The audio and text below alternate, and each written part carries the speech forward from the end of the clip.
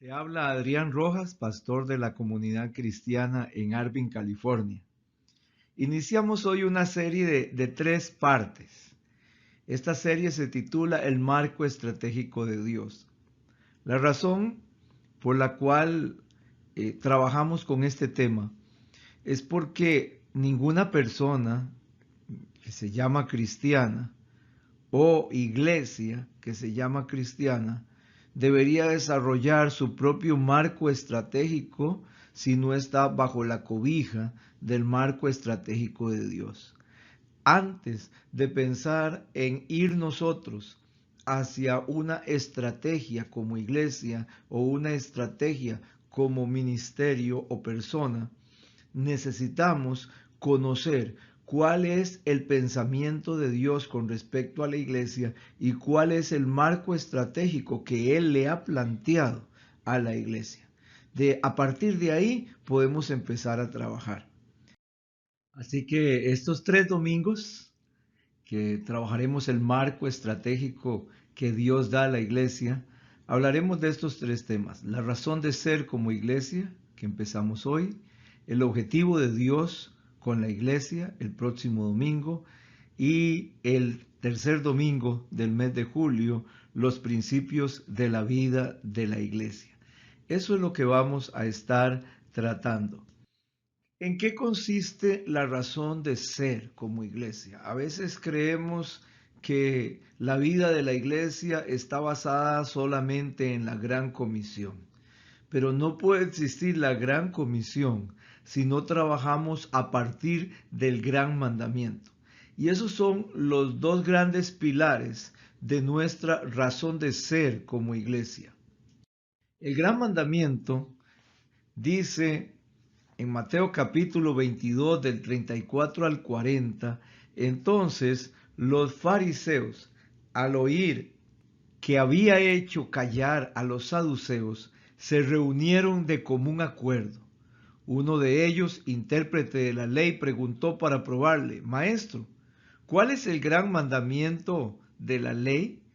Y Jesús le dijo: amarás al Señor tu Dios con todo tu corazón y con toda tu alma y con toda tu mente. Este es el grande y primer mandamiento. Y el segundo es semejante a él: amarás a tu prójimo como a ti mismo. De estos dos mandamientos depende toda la ley y los profetas. Recordemos primero que cuando apareció Moisés en la vida de Israel, Israel recibió 10 mandamientos a través del ministerio de Moisés. Al pasar el tiempo, los muchos años, cuando Jesús entra en la vida del pueblo de Israel, habían más de 600 mandamientos. Jesús simplifica el proceso y nos dice: solo hay 2 mandamientos básicos, y ahí está encerrado todo. El primero es amar a Dios con todo tu corazón, con toda tu alma y toda tu mente. Pareciera que esto es redundante, pero no es así. Cuando hablamos de corazón, estamos hablando, o la Biblia normalmente expresa aspectos que tienen que ver con nuestra emocionalidad y nuestros sentimientos. Los seres humanos tenemos redes emocionales que se encargan de procesar todo lo que tiene que ver con nuestra vida sentimental. Hay personas que están amargadas, que tienen falta de perdón, que están con problemas emocionales y les cuesta no solo amar a Dios, sino amar a las personas y por supuesto amarse a sí misma. Cuando dice con toda tu alma, se enfoca en esa parte profunda del ser que tiene la conexión espiritual con Dios. Y por supuesto, con toda tu mente es la capacidad de nuestro pensamiento, del raciocinio. La mente es donde nosotros no solo pensamos, sino procesamos los pensamientos. Y también definimos a nuestro cerebro qué cosas debe guardar en la memoria. Y eso es parte de lo que Dios está hablando. O sea, no podemos amar a Dios con todo el corazón, con todo el alma y con toda la mente si ese ser que somos nosotros no ha sido renovado, no ha sido transformado. Entonces necesitamos un cambio en nuestro corazón, en la parte emocional, en la parte sentimental, en nuestra parte espiritual profunda y en nuestra manera de pensar. Este es el gran mandamiento, amar a Dios con todo este ser que Él nos ha dado. Y esto implica que a nivel individual, si logramos esto, podemos pasarlo a través del discipulado a un nivel colectivo. Pero si los que comienzan no logran este nivel de amor, no pueden transmitirlo de manera mentora al resto de los discípulos. Eso es lo principal. Por eso el gran mandamiento es fundamental en la razón de ser de la iglesia. El segundo se desprende del primero. Si yo amo a Dios y Jesús vino a la tierra por amor y se entregó por amor y todo lo hizo por amor, y el amor es el principio más importante de todo. Si no hay amor, de nada sirve todo lo que hagamos, dice el apóstol Pablo. No importa que yo dé mi cuerpo para ser quemado, no importa que yo me sacrifique, no importa los dones y los ministerios que tenga. Si no hay amor, de nada sirve. No hay iglesia, simplemente no hay cristiano. Hay una religión, hay un religioso, pero no hay iglesia ni hay cristiano. Por eso dice, amarás a tu prójimo como a ti mismo. Este principio nos enseña la importancia del amor a nosotros mismos. Y en ese sentido, no está hablando en un término psicológico de autoprotección y autoestima, que a veces en este tiempo la autoestima lleva a las personas a tener un amor excesivo por sí mismos, ¿verdad? No estamos hablando de eso, sino estamos hablando de una salud, de una buena relación con nosotros mismos. Si tenemos una buena relación con Dios y tenemos una buena relación con nosotros mismos, de lógica vamos a tener una buena relación con el resto de las personas.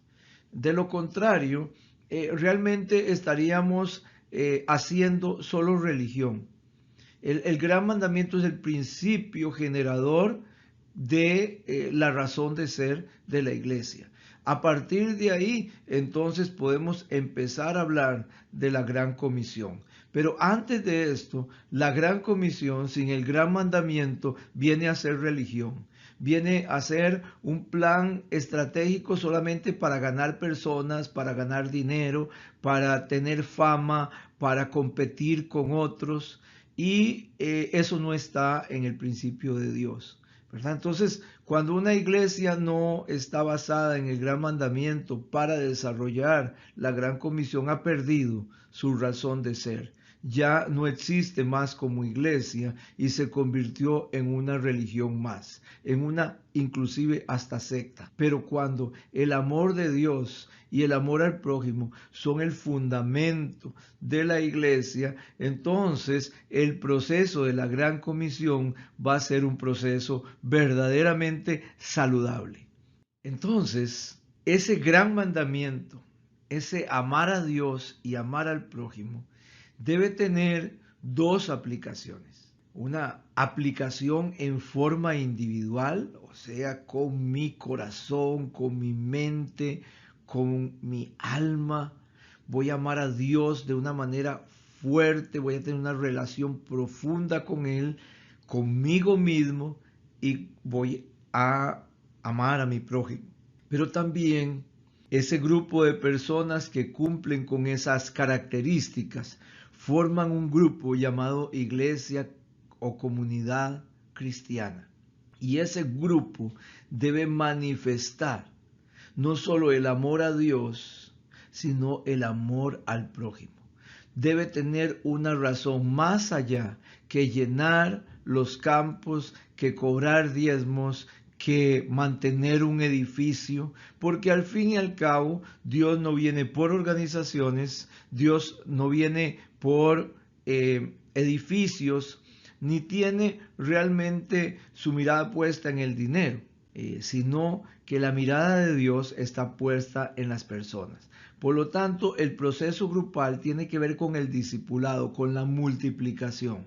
Si la manzana está podrida, si el árbol está enfermo, todas las manzanas o todas las frutas van a estar enfermas. Entonces necesitamos sanar primeramente desde la raíz el árbol a través de una savia que se llama el amor. Y cuando el amor de Dios está tomando todo ese árbol, entonces las ramas llevan el amor, van al fruto y el fruto es el fruto del Espíritu Santo. Amor, gozo, paz, benignidad, bondad, mansedumbre, dominio propio, fe.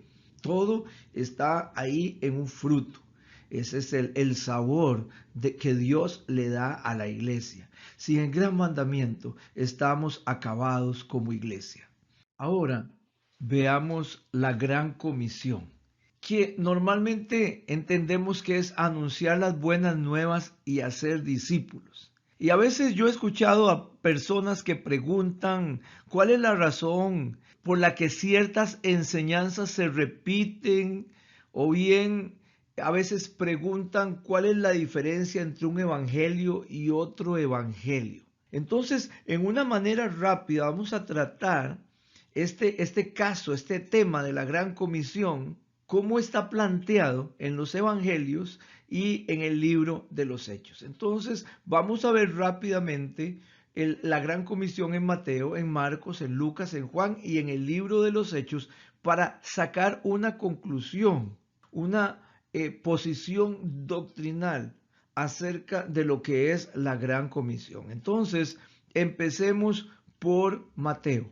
En el capítulo 28, versos 18 al 20, dice: Jesús se acercó a ellos y les habló diciendo: Toda autoridad me ha sido dada en el cielo y en la tierra. Por tanto, vayan y hagan discípulos de todas las naciones, bautizándolos en el nombre del Padre, del Hijo y del Espíritu Santo, y enseñándoles que guarden todas las cosas que les he mandado.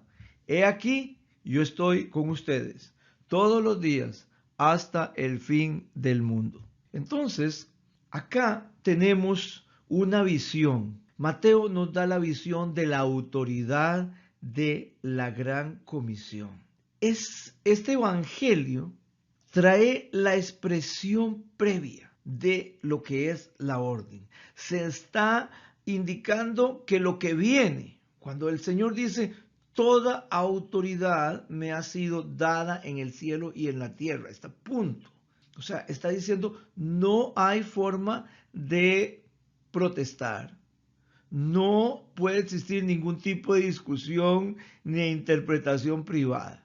A mí se me ha dado toda la autoridad en el cielo y en la tierra. Y con esa autoridad yo estoy diciendo todo esto que sigue. Vayan y hagan discípulos de todas las naciones. Entonces hay una orden. No hay duda de que es una orden.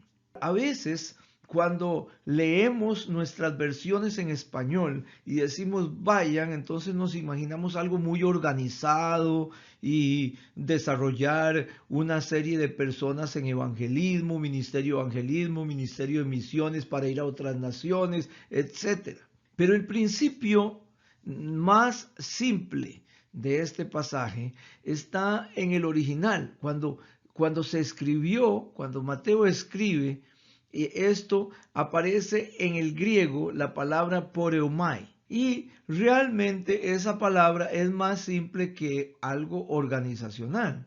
Simplemente está dándonos a entender mientras vas por el camino. Mientras vas por un lado, mientras vas por otro, donde quiera que vayas, ahí tienes que hacer discípulos. Tal vez algunas personas han emigrado de su país, llegan a otro país en busca de trabajo, en busca de dinero, pero muy pocos cristianos a veces que emigran, por ejemplo, hacia los Estados Unidos, vienen pensando en hacer discípulos. Lo que vienen pensando es hacer trabajo, hacer dinero. Pero Dios nos está llamando aquí, dice, por donde vayas, donde llegues, ahí donde te establezcas, sea por mucho o poco tiempo, debes hacer discípulos en la nación donde estés. ¿Cómo lo vas a hacer? Bautizándolos en el nombre del Padre, del Hijo y del Espíritu Santo y enseñándoles. Es un estilo de vida, una mentoría para que guarden todas las cosas. ¿Cuáles son las cosas que ha mandado? El gran mandamiento. Amar a Dios sobre todas las cosas, amarse a sí mismo y amar al prójimo. Y de esta manera hay una promesa. La promesa es condicional, aunque muchos lo utilizan como muletilla. La verdad es condicional. En ningún momento el Señor Jesús aquí se está comprometiendo con todos en esta promesa, sino con aquellos que obedecen la gran comisión.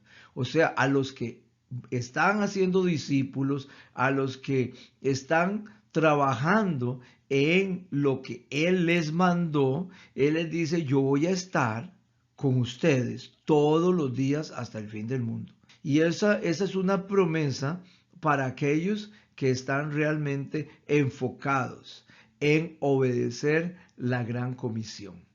Así como pareciera haber una total indiferencia y hasta irresponsabilidad, podríamos decir también falta de respeto a la autoridad de Jesucristo por parte de muchos de sus discípulos hoy en día que creen que con dinero pueden pagar a otros cristianos o a satélites o a canales de televisión para que hagan su trabajo.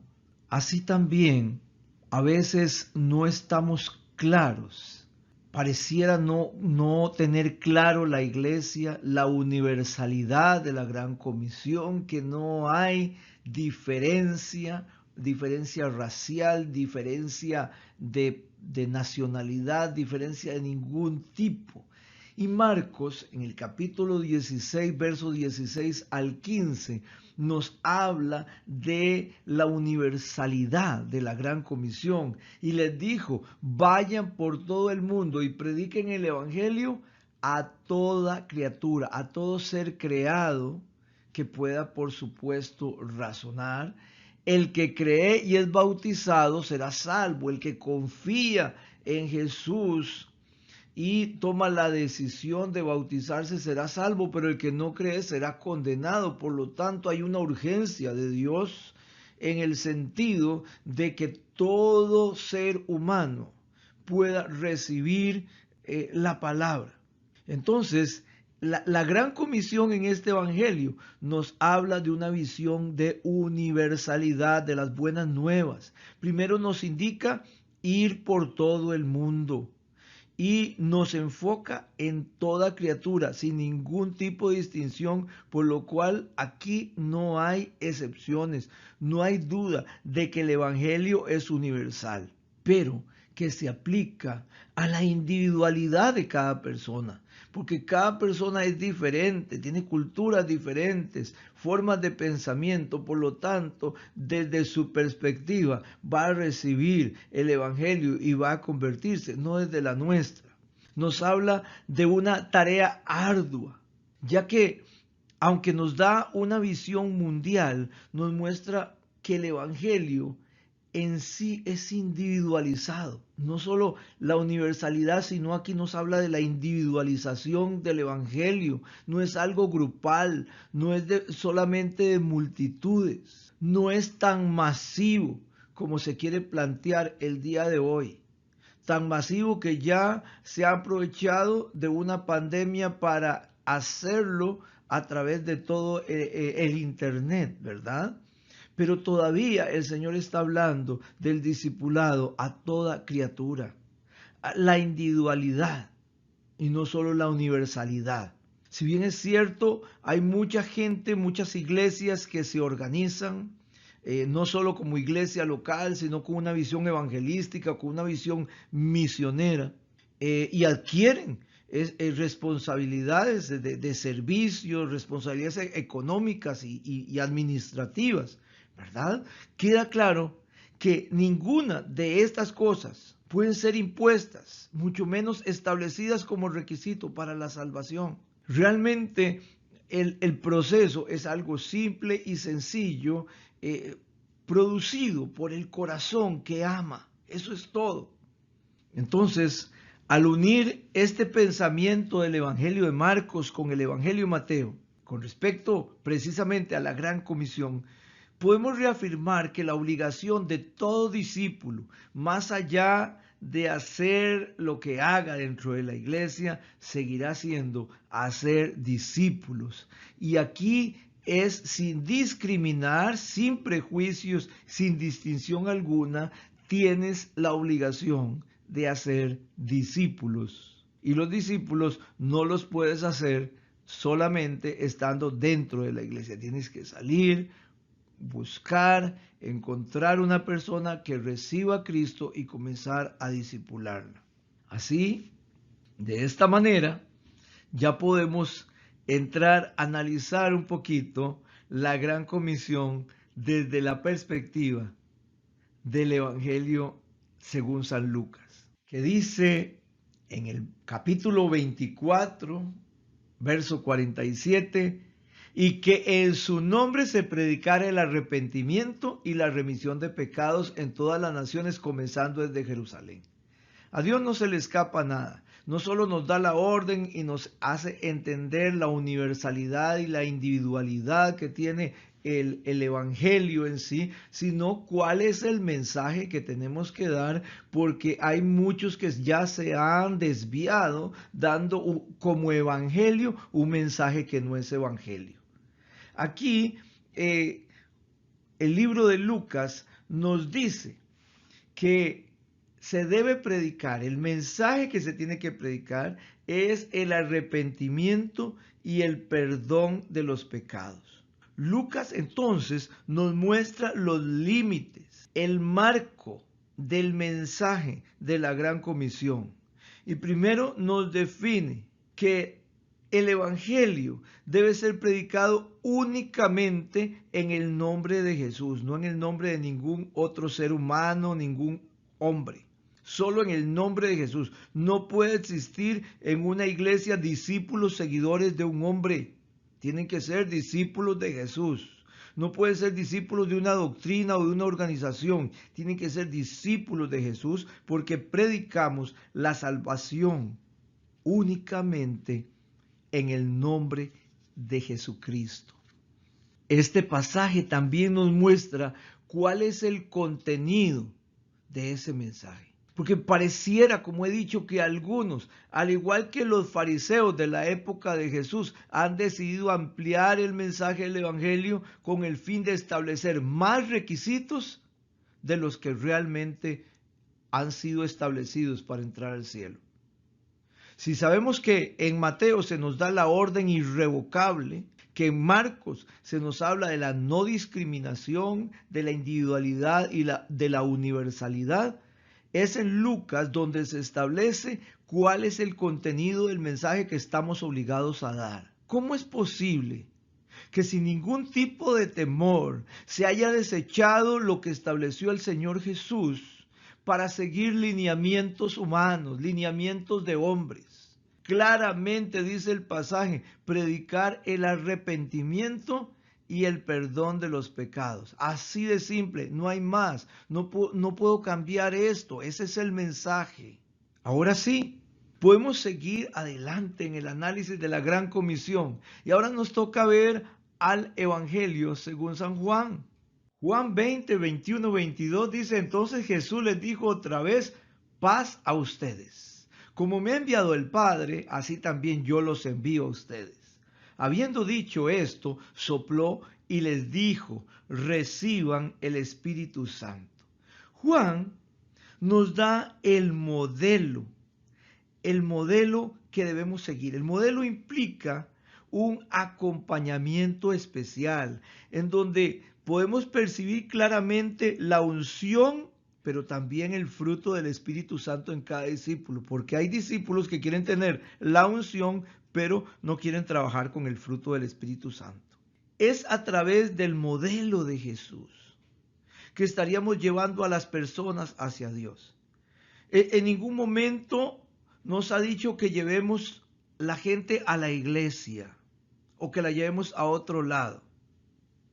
No, nos dice que llevemos a las personas directamente al perdón, al arrepentimiento y al perdón en Cristo Jesús. Con esto que estoy hablando, tal vez sí estoy criticando muchos métodos que hay para compartir el mensaje, pero no de una manera negativa. Solo estoy diciendo que debemos replantearnos, pesar lo que estamos haciendo, ver nuestros métodos en relación al modelo de Jesús, sin ninguna discriminación. Ahora, cuando hablo de modelo de Jesús, no estoy hablando de un modelo humano, de alguien que inventó y le puso el modelo de Jesús, que son 12, que esto, que lo otro. No estoy hablando de un modelo humano, estoy hablando de lo que Jesús está diciendo aquí. El modelo es la forma en que yo lo he hecho, así como yo lo he hecho con ustedes, les dice a sus discípulos, como yo los he acompañado durante todo este tiempo, la forma en que el Padre me envió, cómo me envió, qué me envió a hacer, qué me envió a predicar, cómo me debo comportar. Esa forma, ese modelo clásico de Jesús es la forma en que yo los envío a ustedes, con el mismo modelo. Y como necesitan un ingrediente especial para poder tener eso, o desarrollar ese modelo, yo les digo, reciban el Espíritu Santo, dice Jesús, porque sin el Espíritu Santo es imposible replicar el modelo de Jesús, porque el Espíritu Santo es el Espíritu de Cristo en nosotros. Es la posibilidad de que nosotros podamos desarrollar un modelo basado en el fruto del Espíritu Santo.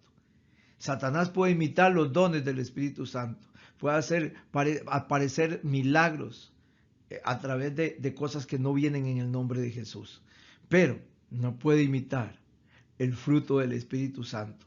Por lo tanto, el modelo es completo, es la persona de Jesús. Jesús es nuestro modelo de la gran comisión. Para cerrar con broches de oro, entonces podemos hablar de la gran comisión en el libro de los Hechos. Capítulo 1, verso 8.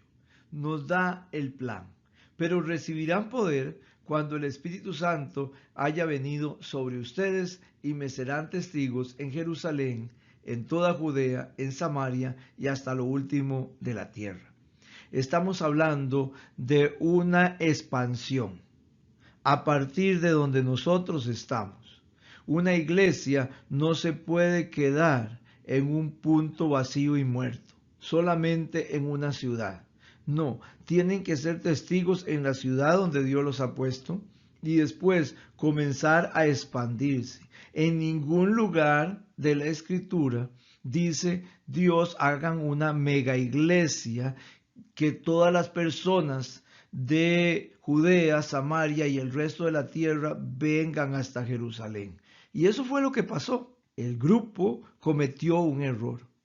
Comenzó el movimiento carismático con los dones del Espíritu Santo en la vida de los apóstoles a través del poder de su Espíritu, pero eso no significa que no estaban cometiendo un error. El escándalo pentecostal que se tenían no los dejaba escuchar la voz de Dios que decía, y Judea, y Samaria, y el resto de la tierra. Y ahí estaban creciendo. Se cree que la iglesia de Jerusalén llegó a tener unos 30,000 miembros. Era una mega iglesia. Y la gente tenía que venir desde Judea, desde Samaria y de otros lugares para poder conocer el evangelio. Era famoso, pero tenían que venir. Entonces, Dios toma una decisión. Necesito cumplir el plan. Dios va a cumplir su plan con usted, conmigo o sin nosotros. Él lo va a hacer. Entonces se encontró a un hombre que lo vio desde el principio, se llamaba Saulo, y lo comenzó a usar desde que era Saulo, comenzó a perseguir la iglesia. Fue duro para la iglesia, por eso a veces no entendemos todo eso y decimos, ¿cómo es que Dios, por qué Dios permite este coronavirus y por qué Dios permite aquí, por qué Dios permite allá? Dios va a cumplir su plan. Murió mucha gente, otros fueron encarcelados. Pero la Escritura dice que los que fueron esparcidos iban por toda Judea, por Samaria y se esparcieron por muchos lugares, predicando el Evangelio y haciendo discípulos, hasta que llegaron a un lugar llamado Antioquía, y ahí se formó una iglesia donde por primera vez llamaron a los creyentes cristianos. Y ahí llegó Pablo y otro grupo de apóstoles, de profetas que estaban orando, y el Espíritu Santo dijo: sepárenme a Pablo y Bernabé para lo que yo he planteado o planeado. Y entonces es donde comienza esa expansión centrífuga de plantación de iglesias. Dios nos ha llamado a hacer mega iglesias, nos ha llamado a plantar iglesias. A partir de nuestra iglesia local deberíamos estar plantando. No es lógico que una iglesia con 40 años de existencia, ya debiendo ser abuela, bisabuela y tatarabuela, no ha producido ni siquiera una hija. Es estéril, una iglesia estéril y que no produce fruto. Eso no funciona. Entonces necesitamos realmente entender. Y esta época donde no se puede trabajar con multitudes, pareciera que Dios está provocando a la iglesia para que vuelvan al plan. Y por eso es que yo te invito en este momento para que a nivel individual, basada en el amor que Dios te da por las personas, que tienes hacia Dios mismo y hacia ti mismo, mientras vas por el mundo, mientras estás en esta situación que a veces pareciera caótica, pero no lo es, porque Dios tiene todo bajo control. Comienza a predicar el arrepentimiento y el perdón de los pecados a toda persona que se cruce en tu camino. Trata de convertirlo en un discípulo de Jesucristo y darle un acompañamiento vivencial, mostrando en ti el modelo de Jesús, así como Jesús lo hizo con sus discípulos. A nivel colectivo, como iglesia local, basados en el amor que Dios nos da por el mundo, la iglesia debe tener un plan estratégico desde su comunidad inmediata. No hacer lo que le da la gana. Es un plan estratégico que se tiene que ajustar al marco estratégico de Dios para la iglesia. Entonces, en su comunidad inmediata debe empezar posteriormente a establecer iglesias hijas, que también hagan iglesias hijas, que también hagan iglesias hijas, que haya una forma centrífuga y expansiva de la obra de Dios.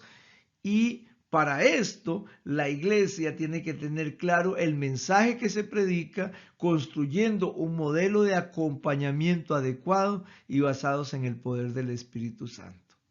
Quiero invitarte para continuar con este estudio la próxima semana con el segundo tema de esta serie acerca del marco estratégico de Dios para la iglesia. Cierra tus ojos.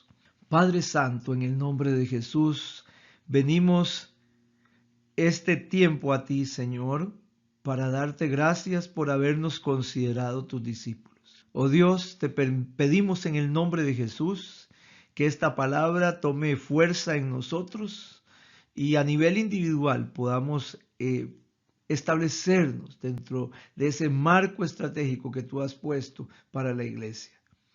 Y que nuestra iglesia como colectividad, como comunidad cristiana, comience realmente a hacer aquello para lo cual existe.